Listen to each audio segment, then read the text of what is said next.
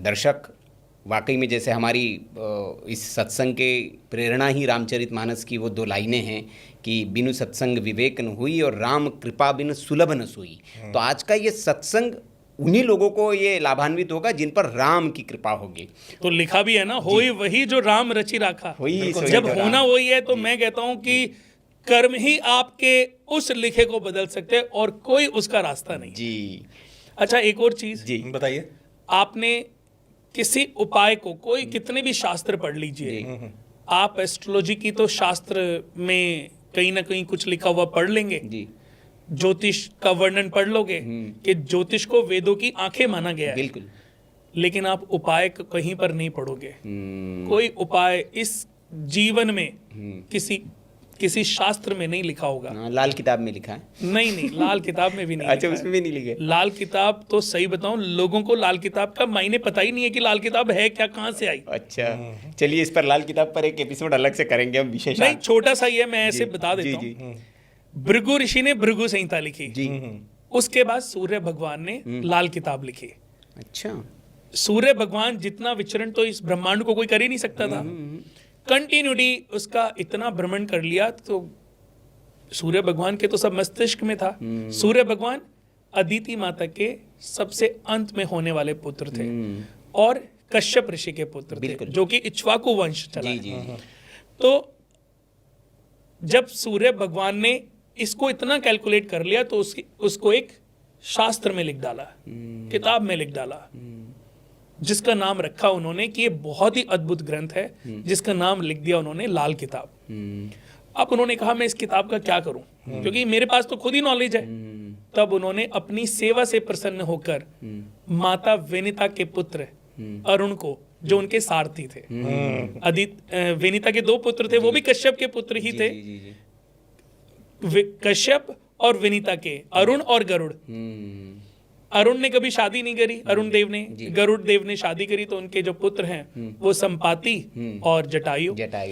तो इन्होंने अरुण देवता को वो किताब, लाल किताब, ये कह करके दी कि मैं तुम्हारी सेवा से अति प्रसन्न हूं, फिर तुमने मुझसे कभी कुछ मांगा भी नहीं, तो ये लाल किताब मैं तुम्हें देता हूं।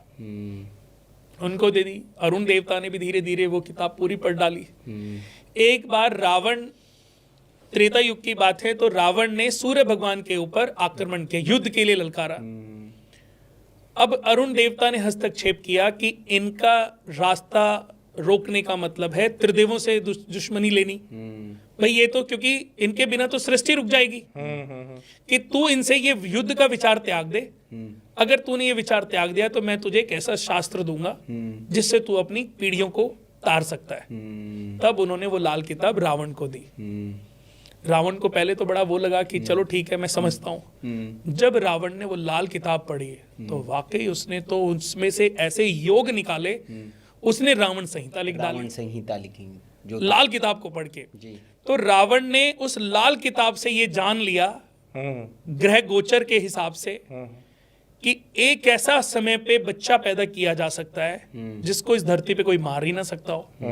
उसको मारने के लिए कोई ऐसा व्यक्ति चाहिए जो 14 वर्ष सोया ना हो, जिसने 14 वर्ष अन्न ना खाया हो, जिसने 14 वर्ष किसी स्त्री को स्पर्श ना किया हो। ऐसा कोई होगा नहीं तो मेरा बेटा कभी मरेगा ही नहीं। उसने ऐसे योग में अपने पुत्र मेघनाथ को पैदा किया। लेकिन कहते हैं कि जिसका जन्म होता है उसका मरण योग भी डेवलप हो जाता है। रामचंद्र जी को वनवास मिला, लक्ष्मण जी साथ हो लिए। राम जी के साथ तो सीता जी हो गई, तो लक्ष्मण जी ने कहा भाई तू सब साथ ही चलोगे तो बीवी माँ का कौन ध्यान रखेगा। तो उन्होंने अपनी पत्नी को बोला भाई तुम घर में ध्यान रखो। जब पहली रात उनको नींद सताने लगी तो उन्होंने निद्रा को आवाहन किया, शस्त्र लगाया, तो कि मैं तुम्हारा तो विनाश ही कर दूंगा, क्योंकि मैं अगर सोऊंगा तो मेरे भाई का ध्यान कौन रखेगा।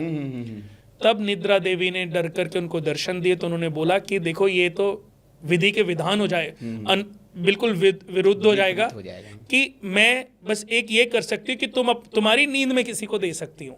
तब उन्होंने बोला कि मेरी पत्नी को दे दो। पत्नी को दर्शन दिए तो 14 वर्ष उनकी पत्नी सोती रही और वो 14 वर्ष तक सोई नहीं। 14 वर्ष उन्होंने कभी कुछ खाया नहीं। तो राम जी ने पूछा कि मैंने तो हमेशा तुम्हें बोला कि ये तुम्हारा हिस्सा है। तो यहाँ सच में जब इस बात को मैं सुनता हूँ ना, तो मेरी आंखों में आंसू आ जाते हैं कि प्यार देखो। तब लक्ष्मण ने बोला कि आपने भाई ये बोला था कि ये तेरा हिस्सा है, आपने ये कभी बोला ही नहीं कि तू इसे खा ले। कितना त्याग था, कितना बलिदान था कि अगर आप बोलते तो मैं खाता, आपने कहा ये तेरा हिस्सा है, तू रख ले। तो मैंने आज तक सारे हिस्से अपने रखे हुए। तो उनके वो फल गिने गए जहां जहां पर वो रहे, और वो फल 4 दिन कम थे। तब उन्होंने बताया कि जिस दिन पिता की डेथ हुई थी, तो जब हमें पता चला था तो उस दिन हमने आहार किसी ने नहीं किया, फल नहीं खाए थे, उस दिन फलाहार नहीं किया था। एक दिन जब सीता माता को रावण, तो 4 दिन थे जिस दिन के वो हिस्सा उनका नहीं था, वरना उनका हिस्सा जब काउंट किया गया तो पूरा था। बट मैं कहता हूँ कि अगर त्याग देखना है तो रामायण देखो, वरना राजनीति तो महाभारत में भरी पड़ी है। बहुत बढ़िया जी। चलिए, और बहुत अच्छा अंतिम जाते जाते फिर एक प्रसंग कुणाल जी ने बता दिया, और निश्चित तौर पर हम कुणाल जी के साथ फिर लाल किताब विशेषांक करेंगे। बहुत अच्छी जानकारी लाल किताब पर दी है, और बहुत बहुत आभार आपका। बहुत आभार। इतने मुझे भी बहुत अच्छा लगा, इतने बढ़िया सत्संग के लिए। और दर्शकों से हम गुजारिश करते हैं कि ये सत्संग अगर आपको पसंद आया हो तो इसे लाइक शेयर करें, कमेंट ज़रूर करें, आपको कैसा लगा अपनी राय आप ज़रूर दें, और अच्छा लगा हो तो कम से कम अपने 10 परिचितों तक इस सत्संग को शेयर ज़रूर करें, क्योंकि कहते हैं कि खुशियाँ बांटने से बढ़ती है। तो इसको जितना बांटेंगे आपके परिचितों और ये तक पुण्य का भागीदार भी बनाती हैं। अच्छी नॉलेज को शेयर करना बिल्कुल सही बात है। आपको, आपके दोस्तों को पापों से मुक्ति दिलाने का काम करता है। जी। तो ये एक नई चीज़ और जुड़ दी कि आपके पाप भी इससे विगलित होंगे, कम होंगे। तो इसको ज़रूर शेयर करिए, उनके जीवन में कुछ परिवर्तन आता है तो इसका श्रेय आपको ज़रूर जाएगा। और किसी को इस पॉडकास्ट में आप हमारे देखना चाहते हैं तो आप सुझाएं हमें, हम कोशिश करेंगे कि उनको हम बुलाएं और उनके साथ सत्संग करें। यहाँ तक आपने पॉडकास्ट देखा, आपका बहुत बहुत आभार। जय श्री राम।